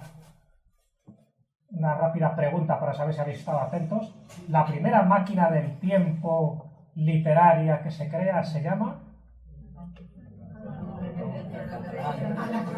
Ahí. Las palabras se las trae, ¿eh? Anacronópete. Y el autor, eso ya fuera nota. Enrique. Español, Madrid. Él escribe otras obras, como El estómago, La laringe, en fin, obras así que con esos títulos será difícil pasar. Bueno, a ver, preguntas, dudas. Viajeros del tiempo, que se manifiesten. Espera, callaros, ¿sabes qué? Mira, tuve un problema con que me pilló un coche y tuve que ir a un abogado a que me resolviera el problema. Bueno, ya estaba resuelto, nada más que ir a firmar unos papeles. Y llegué, era un edificio, estos de abogados, con las paredes y con los suelos todos de madera, un despacho todo tipo inglés, precioso y tal. Y estoy en ese momento dándome él a mí la explicación de dónde tenía que firmar, y en ese momento es como si sentí una cosa, como si en ese momento se hubiera parado el tiempo. Tanto es así que cuando reaccioné, le digo, ¿qué pasa? Porque fueron unos instantes, pero el mundo se paró en ese momento. Para mí o para él, el caso es que él también se quedó así y yo me quedé parada y luego dije, ¿qué pasa? Le dije a él, porque es que me pareció que en ese momento el tiempo se había cortado. ¿Pero pasó algo más o solo fue la sensación de que...? No, eso fue nada más, pero es que es una sensación de que en ese momento yo, ese minuto o los segundos que fueran, ya no los tengo en mi tiempo, ya no los tengo en mi tiempo, porque es que fue una cosa rápida y fugaz, pero siempre lo tengo metido en la cabeza pensando si es que ahí había pasado algo, de que por qué yo en ese momento el tiempo se me paró. Eso es como eso que decíamos del efecto Oz, que definió Jenny Randles, una ufóloga británica, y comentaba eso. Lo que pasa es que normalmente siempre hay algo más, es decir, que eso es como el síntoma previo a algo que va a ocurrir. Lo que pasa es que hay una de las cosas que también acabas de decir, que es que hay un momento en que ya no te acuerdas, es decir, como si unos segundos, unos minutos se hubieran borrado, ¿no? También, que es una de las características que hay, es decir, como hay algo ahí que no se recuerda perfectamente lo que pasó. Pero para cuando entras en esa especie de dimensión extra, ya sabéis que nosotros vivimos en un mundo tridimensional y tenemos una cuarta, que es el tiempo, lo del espacio-tiempo. Entonces, cuando se entra en ese espacio-tiempo anómalo, por decirlo así, se dan una serie de características que corresponden a eso. Primero, una sensación de que algo raro está pasando, de que incluso el sonido es diferente. Sin sonido y sin nada. Exacto, sí, como una especie de campana, ¿no? De aislamiento, como un estado alterado de conciencia, en el sentido de que tu conciencia está... No estaba preparada para nada más que para firmar aquellos papeles. Y una sensibilidad de que algo está sucediendo ahí, ¿no? Es que en aquella habitación podía haber algo, alguna energía o algo que me quitara esos minutos, esos segundos. Lo que suele pasar en estos casos, es decir, suponiendo que estamos hablando de algo parecido a lo que yo he dicho, ¿no? Lo que suele pasar es que siempre es algo involuntario, es algo inconsciente, es decir, no se busca de forma deliberada, ¿no?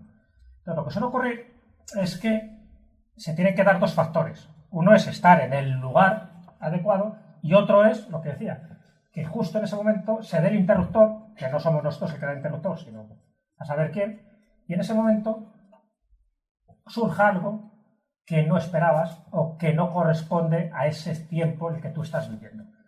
En el caso de los saltos de tiempo, porque te vas al pasado, o porque se está produciendo el escenario adecuado para que se dé lo que decían antiguamente una hierofanía, es decir, una manifestación de lo sagrado.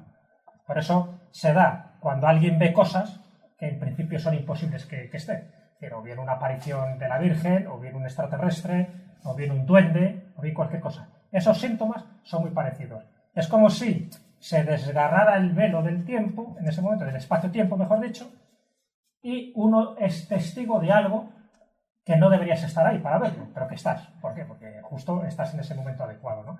Entonces puede ser que en ese momento algo estuviera pasando ahí y que de alguna forma tuvisteis una percepción anómala de lo que había. Pero como no ha habido más, es decir, que no, luego tú no eres consciente de más, pues se ha quedado como una anécdota. Pero otras veces sí que hay más elementos que luego constatando, pues dices, algo pasó aquí, algo hemos vivido, porque habéis estado en el momento adecuado y en el tiempo adecuado. Entonces, mucho más no se puede saber con esa experiencia, pero sí sufres, o has sufrido entre comillas ese efecto. Claro, que se da, ¿no? A ver, por atrás había, me parecía alguien. A ver. ¿La puerta? Hombre, claro. ¿A dónde crees que vamos encaminados? Nosotros vivimos en un eterno presente. Luego, todo lo que hay más allá es la puerta del futuro. Acordaros, yo hace una hora he empezado una charla y esto es el futuro de hace una hora. Más claro imposible, ¿no? La puerta del futuro siempre está abierta. Otra cosa es que controlemos esa puerta del futuro. Todavía no tenemos la tecnología ni la sabiduría necesaria a nivel ordinario y a nivel general. Luego hay gente, grandes hombres, grandes místicos, que dicen que sí pueden controlar eso a voluntad. Pero ya nos metemos en el misticismo. Ahí nos metemos con gente que es capaz de controlar un poco estas leyes físicas. Gente que por ejemplo, puede levitar o, una charla de las que hay aquí, puede bilocarse, estar en dos sitios a la vez. No me digas que eso no es encontrar esa puerta que decíamos, ¿no? Ese hiperespacio donde tú doblas esto y automáticamente desapareces en el otro lado. Pues la gente que sí ve loca, y hay testimonios, os puedo asegurar, muy serios, muy documentados, de personas que han estado en dos sitios a la vez, porque tienen testigos de que estaban en un determinado lugar y en otro. Incluso se habla de Lord Byron también, no para que Lord Byron es más literario, pero Lord Byron cuando estaba en Grecia, ya sabes que él se metió ahí un poco para independizar Grecia, dentro de sus aventuras románticas que tenía. Entonces dice que cuando muere el rey Jorge, él le ve a Lord Byron, además tenía una fisonomía muy característica Lord Byron, porque además cojeaba, vestía de una forma muy singular, era un dandy, ¿no? De que leyeron firmando en el libro del pésame del monarca, ¿no? Y, bueno, pues qué curioso, ¿no? Que estuvieran dos sitios a la vez. Pero bueno, aparte de esta anécdota de Lord Byron, hay santos donde está acreditado de que estaban en dos sitios a la vez. Ya no os pongo el caso de Sor María Jesús de Ágreda porque ya lo contamos de una vez, ¿no? Ahí tienes. Eso sí que es un salto, en este caso, más que en el tiempo, porque se producen de forma simultánea en el espacio. Pero claro, estás vulnerando ya unas cuantas leyes físicas ahí. Tú no puedes estar en dos sitios a la vez. Entonces, las puertas del futuro siempre están abiertas para nosotros. Pero tenemos que tener también las antenas bien desplegadas. Las puertas de la percepción, como decía William Blake, están oxidadas. Las tenemos que ir limpiando. Por lo menos para ser consciente de todo lo que nos pasa en cada momento. Ya digo, hay mucha gente, muchos posiblemente de los que estemos aquí, sí que hemos tenido esta sensación, este tipo de experiencias, pero de manera involuntaria. Y ojo, que cuando dormimos, hay gente que es capaz de controlar los sueños. Los sueños es una máquina del tiempo. Que con los sueños tú te puedes desplazar perfectamente al futuro y al pasado. Y cuando digo al futuro, ahí están las famosas premoniciones. ¿Cuántas veces ha ocurrido una catástrofe? Por ejemplo, en el Titanic, hace una charla sobre los misterios del Titanic, y gente en sueños sabía que algo iba a ocurrir. El problema es que le falta siempre ese detalle de cuándo, dónde, cómo se llama, para evitar esa posible tragedia. No pueden determinarlo, porque es como una máquina imperfecta. Tú puedes viajar al futuro, está en marcha, no, se conseguirá. Entonces, el sueño, si tú eres capaz de controlar tus sueños, hacer unos sueños lúcidos, puedes viajar perfectamente. Pero no solo dentro de nuestra realidad, sino de otras realidades, de otros planetas, ¿no? De otras dimensiones, que es todavía mucho más divertido. Y hay gente que tiene testimonios de esos a un nivel increíble. Pero casi siempre estamos hablando ya de personas con un alto nivel espiritual, con gente que controla perfectamente su cuerpo, pero también su mente. La mente, esa es la mayor máquina que todos tenemos. Si la sabemos utilizar, no hay nada que se nos resista por ahí. Y al viajar en el tiempo, bueno, eso es una chorrada para esta gente. Pero nos falta todavía demostrarlo. Que hay gente que lo hace, está claro, pero imaginaros que cualquiera de vosotros supiera hacer estos saltos en el tiempo. ¿Lo iba a contar? No. Si sabes que te van a complicar la vida. ¿Claro? ¿Te vas a enriquecer con eso? Es decir, el que tiene ese poder normalmente tiene un nivel espiritual un poco más elevado. No es como el Andrew Carnegie que veíamos que yo voy a forrar aquí con la bolsa y se forra y en 2 semanas la han pillado con el carrito de los helados. Bueno, más preguntas, que me enrollo. Las personas estas que eran testigos de antiguas guerras, que volvían a esas guerras, eran personas que ya habían estado previamente y que tenían la sensación de revivir el recuerdo, o eran personas que no habían participado en esas guerras. No, que no habían participado, claro, ahí está lo bueno. Estamos hablando de rememorar una batalla cuando han pasado años o siglos después. O sea que no, o sea que no es el soldado que ha quedado traumatizado y cuando va al campo de batalla lo revive todo, que algún caso habrá. No, estamos hablando de gente que muchos ni sabían que eso era un campo de batalla y que pasan por allí y de buenas a primeras dicen, qué raro, tienen la misma sensación esa de algo está pasando aquí, ya los pájaros no trinan, el ambiente es distinto, la sonoridad es otra, me siento raro.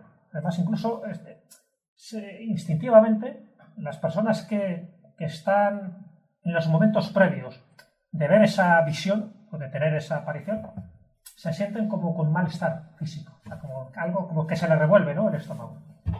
Y entonces, justo en ese momento, oye, algunos ven, en algunos casos, hay de las dos cosas, algunos oyen y otros ven que hay como 2 ejércitos que se están dando de palos arriba, una especie de batalla espectral.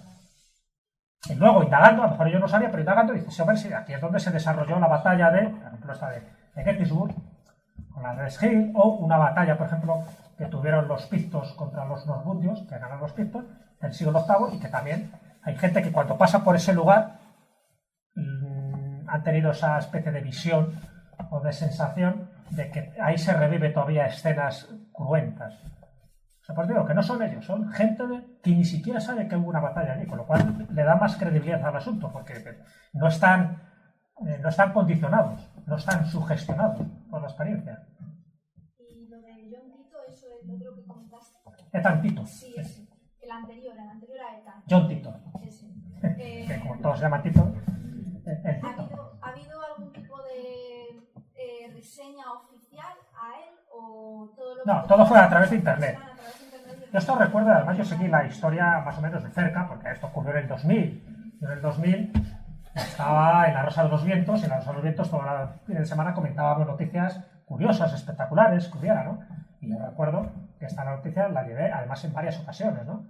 Bueno, hay un señor llamado John Tito que está teniendo comunicación con una serie de internautas, además creo que la página primera en la que él se pone en contacto se llama Arbel. Entonces se pone en contacto diciendo que él es un viajero del futuro, un soldado norteamericano que tiene que solucionar un problema técnico y ya está, y le han dado permiso para que viaje al pasado, ¿no? Pero claro, en este caso estamos hablando del pasado nuestro, de la humanidad. Y sabes que aquí no hablamos de extraterrestres, de cosas parecidas. Y sabes que hay una teoría para explicar un poco la presencia de los alienígenas que dice que somos nosotros que estamos regresando de un futuro, ¿no? Pero bueno, eso ya es darle muchas vueltas a la historia de la ufología. Entonces, en el caso de John Tito fue muy comentado porque era público. Es decir, que no es algo que aparece en un periódico por ahí perdido, sino que los internautas rápidamente empezaron a preguntar, empezaron a divulgar. Pues que la internet, en la red de redes, se comunica todo con una rapidez tremenda. Y como John Tito era bastante locuaz, empezó a dar datos, como la máquina del tiempo, empezó a explicar cantidad de cosas que estaban ocurriendo en su presente, es decir, en su futuro. Pero claro, es que no dio ni una, porque cuando empezó a decir cosas, claro, cuando él habla, fijaros que él habla ya como de 5 años más adelante, él está en el 2000 y lo primero que dice es esa especie de guerra, de tumultos que va a haber en Estados Unidos en el 2005 y que va a durar durante 10 años. Claro, pues entonces, nada, todo es creíble, dice, bueno, a saber lo que puede pasar por ahí, ¿no? O ya cuando te habla que en el 2015 va a haber una guerra, ¿no?, intercontinental entre distintos estados dentro de Estados Unidos y que también van a intervenir otras potencias extranjeras, pues te lo crees. El problema es que ahora estamos en el 2016 y hemos visto que no ha pasado nada. Claro, rápidamente un cronauta te puede decir que esa era una línea temporal. Es decir, que no quiere decir que eso se fuera a cumplir, que era una línea temporal de las muchas que pueden ocurrir. Y que si nosotros hubiéramos seguido una serie de patrones, estaríamos condenados a sufrir esos acontecimientos. Pero como tomamos otras decisiones, pues tenemos otra línea de tiempo. Bueno, es una forma de salir un poco por la tangente, ¿no? Pero sí, pues yo he conocido el caso de John Tito más que el de Tantito. El de Tantito ya es menos conocido. El de Tantito ya es en el 2005 y él ya, y más cuando se lleva el alemán esta Hesselmann. Es muy gracioso, porque todavía estamos esperándole. Sí. Parece que quien había levantado la mano. Como queráis. Cuando Aldous Huxley habla de la fuerza de la percepción, dice claramente, creo recordar, dice, si las fuerzas de la percepción fueran limpiadas, seríamos el universo tal cual es. William Blake. Yo pienso que cuando habla de la fuerza de la percepción está claramente implicando nuestros sentidos. Esas son las fuerzas de la percepción. O sea, que está diciendo que nuestros sentidos están atrofiados, están sucios, en este caso, o sea, porque no nos permite ver la realidad. Él habla de la infinitud y de la eternidad, por ejemplo. Sí. Entonces, mi pensamiento es este. Si el tiempo y el espacio son conceptos o parámetros relativos, es porque vivimos en un plano relativo, evidentemente en una parte de una parte quizás ínfima del total que podían ser captados si nuestros sentidos estuvieran limpios, estuvieran completos, estuvieran como que en realidad el tiempo y el espacio que vivimos nosotros solamente existe para nosotros en esta tercera dimensión, con la cuarta dimensión llamada tiempo. Yo no sé si estoy bien encaminado lo que estoy diciendo, no sé si estoy siquiera haciendo claro lo que quiero expresar. Que hablamos del tiempo y el espacio, pero el tiempo y el espacio realmente son conceptos absolutamente relativos. Yo no quiero entrar en el misticismo, pero no, totalmente, sí, pero bueno, pero son unas variables con las que tenemos que manejar. Ya sé que es lo que he dicho, que hay gente que es capaz de salir de este espacio y de este tiempo. Con lo cual, esto al final es lo que decían las filosofías orientales, el hinduismo y el budismo. Todo es maya, es una ilusión. Es decir, nosotros pensamos que esto es así porque vivimos dentro de unos parámetros determinados. Pero hay gente que es capaz de salirse y, por lo tanto, lo que nosotros llamamos espacio-tiempo, lo que llamamos realidad o mesa, es otra cosa. Pero nosotros, en nuestro grado evolutivo, en nuestro, por decirlo así, nuestro papel que estamos representando en este planeta, esos son unas variables, unos parámetros a los que nos tenemos que ajustar. Y por eso hablamos de espacio y tiempo. Hombre, estamos autolimitados, claro.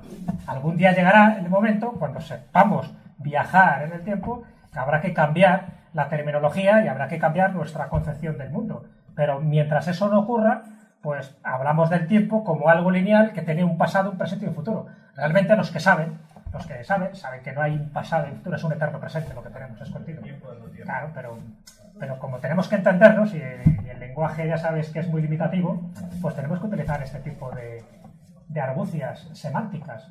Pero el que sabe, esto que yo he contado, es de primaria. Pero hay que contar lo que es de primaria, porque hay viajeros del tiempo. Pero no se ha demostrado viajeros del tiempo. Yo lo que he puesto aquí es lo que dicen que son los viajeros del tiempo. Y esos viajeros del tiempo, como ves, la mayoría son falsedades, porque en el fondo es el gran sueño, uno de los grandes sueños que tiene la humanidad es ese. El poder viajar, ya no tanto en el espacio, que cada vez podemos viajar más deprisa y tal, sino viajar en el tiempo. Porque viajar en el tiempo, eso nos permite conocer mucho más de lo que somos, de por qué estamos aquí, y en fin, un poco de por qué está creado este universo, ¿no? Pero ahí entramos ya en otras honduras más místicas, que tampoco es claro. Además, bueno, os habéis fijado que me he vestido de viajero del tiempo, aquí con mi camisa metalizada. En cualquier momento tengo que dar una charla ahora en 2036, a ver si me da tiempo. Pero, Los OPAC se llaman así. OPAC es un acróstico que significa, en inglés, objetos fuera de su tiempo. Exactamente. Hay congresos, todos los años me parece que hay congresos. Me parece que el año pasado fue en la República Dominicana. Sí, bueno, hay, todos los años no, pero sí hay cada cierto tiempo. O sí, o Sí, cada claro. 2, 3 años, yo sé Sí. que hay un congreso. Y cada vez que hay un congreso de este tipo, se presentan un montón de objetos. De hecho, Claro.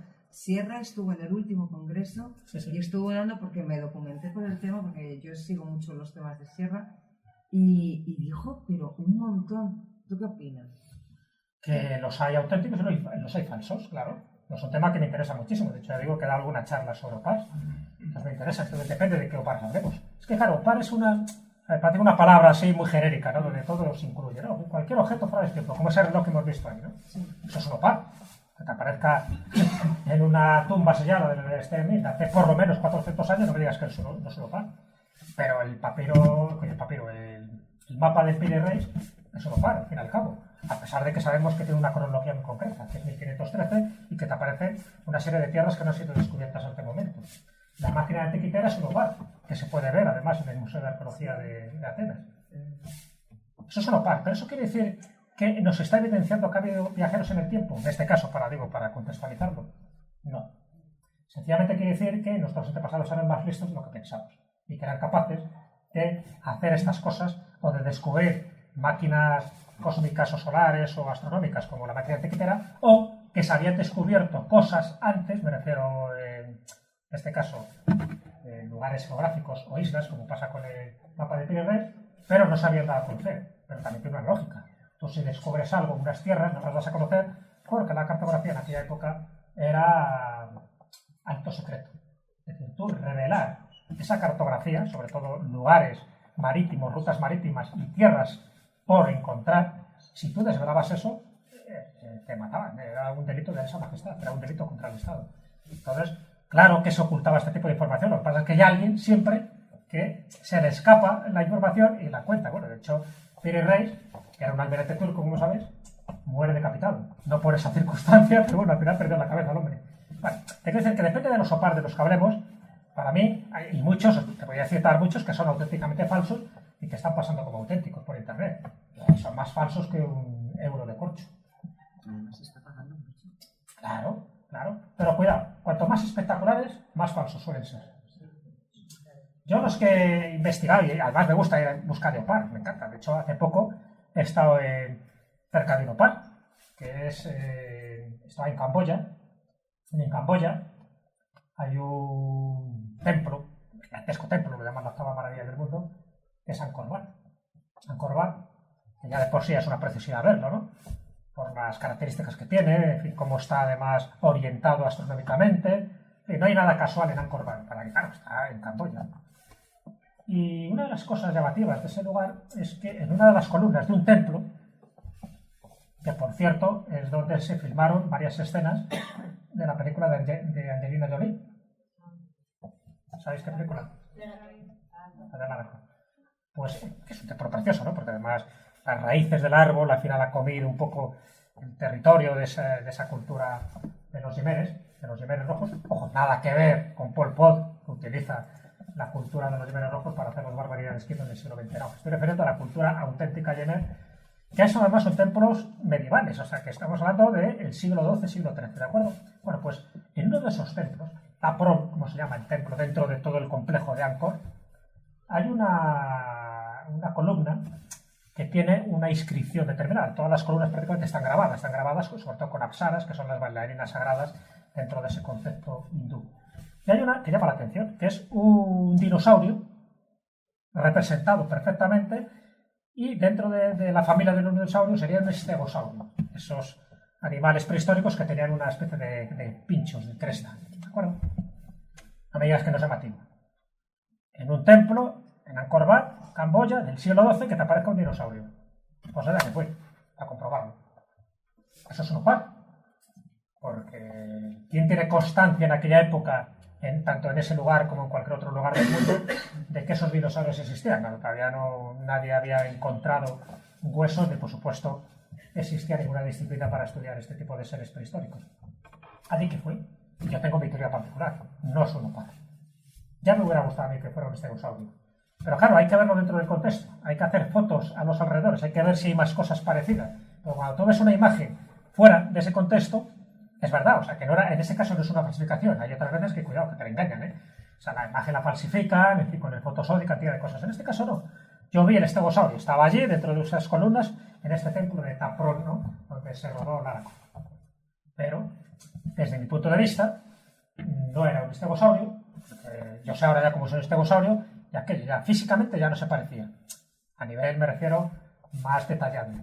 Entonces, ¿qué era? Bueno, teniendo en cuenta que aquello era un templo hindú dedicado al dios Vishnu, uno de los avatares, de las manifestaciones que tiene el dios Vishnu, era de jabalí sagrado. Entonces aquello era un jabalí que las crestas, lo que tenía, no eran crestas, sino que era la flora del lugar, era una especie como las copas de los árboles. Con lo cual, claro, el jabalí sí que tiene forma de jabalí, sobre todo por la cabeza, que era muy representativa, y todo lo demás era ese tipo de manifestación arborícola que era muy parecida a otras que yo vi por allí. Por lo tanto, no era un estegosaurio. Cuando tú lo ves dentro de ese contexto, es una de las manifestaciones del dios Vishnu divina, que era muy, muy curioso, muy llamativo, pero que nadie había representado allí un animal prehistórico que quedó extinguido hace 65 millones de años. A eso me refiero, que los opar hay que tener mucho cuidado con eso. Igual que, yo que sé, las huellas de seres humanos o de sandalias con dinosaurios, que están muy, muy a favor los creacionistas de intentar mostrar ese tipo de huellas diciendo que los dinosaurios convivían con los seres humanos, porque claro, como el mundo no tiene la antigüedad que dicen los científicos, ellos creen que la Biblia es literal, entonces se buscan este tipo de pruebas y luego vas demostrando que el martillo fósil, por ejemplo, ese de tantos millones de años y tal, pues son todas falsificaciones. Entonces, los opar son muy interesantes. No descarto de que es verdad que hay opar auténticos, pero demostrarían dos cosas. O bien que nuestros antepasados eran más listos de lo que parecían, y entonces dejaron testimonios, no para que dejaron uno o dos, por lo tanto, claro, eso es una rareza. O bien que a lo mejor algún viajero del futuro o algún visitante extraplanetario pudiera dejar ahí algo que se le olvidara. ¿Por qué no? Porque hay cosas tan raras, las esferas, por ejemplo, las espirales que se encontraron en los Urales, por ejemplo, son muy llamativas, ¿no? De tusteno, cuando ese material pues no hay forma de que en aquella época, me refiero al estrato geológico donde se encontró, se pudiera haber fabricado con ese material, ¿no? Entonces, hay cosas que sí son muy llamativas, y entonces una de dos, o nos están tomando el pelo, que puede ser, o realmente a alguien se le ha escapado este tipo de pruebas, como decía Jacques Berger decía que esto eran como objetos dejados ahí por una civilización antigua y desconocida, que no habían tenido la precaución, no habían tenido esa agencia de control del tiempo para limpiar luego las pruebas, para limpiar las huellas. Entonces se les había escapado y habían dejado lo que nosotros llamamos los opar. Podría ser. Y habría algunos cuantos, ¿eh? Algún día, bueno, ahí tendréis la charla mía que di sobre los opar, donde conté varios casos, algunos que dije que eran falsos, lo que yo pensaba que eran falsos. No hablé, por cierto, del estegosaurio de Alcorbat. Pero otros comenté que ahí dejaba la duda, ¿no? De que al día de hoy no teníamos las pruebas definitivas de que eso pudiera ser falso o que pudiera ser auténtico. Algunos ya sabemos que son auténticos, como la máquina antiquitera. Pero bueno, es algo humano, es algo que es del siglo II a.C. y que, bueno, pues, que tenía unos conocimientos astronómicos, unos engranajes que pensamos que no eran conocidos hasta que, tirando del hilo, sí sabemos que había la tecnología adecuada para ello. Ojalá pudiéramos encontrar, por ejemplo, los autómatas de Herón de Alejandría. Herón de Alejandría, que era un auténtico genio, que vive en el siglo I, hizo autómatas, incluso hizo artilugios para que ciertos animales mecánicos se movieran, o que las puertas, por ejemplo, se cerraran y se abrieran solas, por ejemplo, las puertas de los templos, para que la manifestación sagrada fuera mucho más espectacular. Todo ese tipo de cosas han desaparecido, porque ya hace 2000 años que, bueno, muchos de esos estaban en la Biblioteca de Alejandría, y cuando fue quemada o destruida, se quemaron también los artefactos y los autómatas de Herón de Alejandría. Pues ¿eso qué? ¿Sería un opar? Evidentemente. Pero en el momento que se demostrara que esta gente tenía la capacidad técnica y tecnológica para hacerlo, pues ya no sería un opar, sería algo como reconocimiento de que nuestros antepasados, sobre todo los griegos, eran muy listos, muy listillos. Recuerdo que los opar es algo que a mí particularmente, te digo que me apasiona y creo que se ha notado, ¿no? Bueno, ¿más preguntas? Yo solo he tenido la experiencia de ese lapsus de tiempo con la vida. Nos pasó para un coche, pero veníamos por la carretera de Barcelona y teníamos que entrar por la M40, que lo hacíamos habitualmente,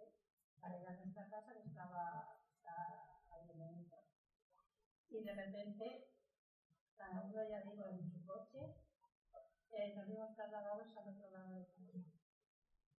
Y es inconsciente en absoluto de conducir nuestro coche para que nos guiaban. Es más, luego nos fuimos, aparecimos en la parte de Galicia, por allí. Y entonces subíamos, porque vivíamos en la parte norte, Cusco, y subíamos hacia nuestra casa sin conciencia de que conducíamos nosotros, en absoluto. Es más, llegamos a 3 minutos de nuestra casa y mi marido se paró y dijo, ¿dónde estamos? O sea, me decía de un momento para otro, pero a mí me pasaba lo mismo. Y no teníamos en absoluto conciencia. Era como si nos condujeran. O sea, no sabíamos ni cómo veníamos ni cómo íbamos. ¿Cuántos kilómetros había, sabes? Pues a lo mejor había 8 o 10. Y daros cuenta, ¿recorristeis esos kilómetros? Al otro lado. Y yo iba detrás de él, mi coche era suyo, y le decía, bueno, él sabrá por dónde van. Es que tampoco lo sabía, era como que nos conducía. Y eso me pasó también en otra ocasión en Israel. Entonces, no sé, alguna puerta, alguna cosa. No sé, porque hay varios casos de esos, ¿eh? No muchos, pero sí conozco casos de esos y son muy interesantes. Incluso uno de Madrid también. Sí. En Madrid se hace una cosa, además hacia la Castellana y algo, que a mí me han pasado cosas. Sí, siempre, pero en un punto determinado siempre. Hacia la parte de Por ahí pasan siempre muchas cosas, ¿eh? Desde la vez.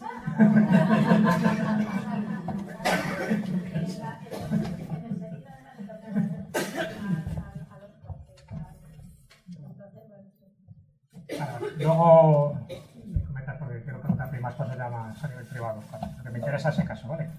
Bueno. ¿Qué opinas de los círculos de piedra en los que hay aparentemente salvadoras existencias de la gente? ¿Los círculos de Piedra. ¿De piedra? Te vas a preguntar por los círculos de cereal, ¿no? Que es lo más conocido. ¿Alguno concreto que tú sepas? No. No, Me baso en novelas, por ejemplo. En novelas. Las novelas. A ver, cuando hay círculos de piedra en general, los círculos de piedra en general tiene que ver mucho con culturas megalíticas, ¿vale? Que tiene mucho que ver con la astrología. Y tiene que ver con la astrología, tiene mucho que ver con sus rituales. El círculo de piedras es Stonehenge, por ejemplo, en Inglaterra. Entonces digo que habría que matizar, pues, si sabías de algo concreto, ¿no? Porque si hablamos solo de círculos de piedra, en general está haciendo referencia a templos, a lugares sagrados, no eran lugares de habitáculo, y que muchos de ellos, o sea, están muy relacionados con sus creencias, con sus cultos, con su veneración a los dioses y normalmente también con lugares de sanación. No, quería saber tu opinión. Si tenías información. Para mí, a ver, relacionado con los viajes en el tiempo, no. No, viajes con el tiempo no. Al menos yo lo que entiendo es que estamos hablando ya de arqueología pura y dura, ¿no? Los círculos de piedra, y además en España también tenemos unos cuantos, citado de Stonehenge porque posiblemente sea el más conocido, siempre tiene que ver con este tipo de culturas megalíticas, interesantísimas.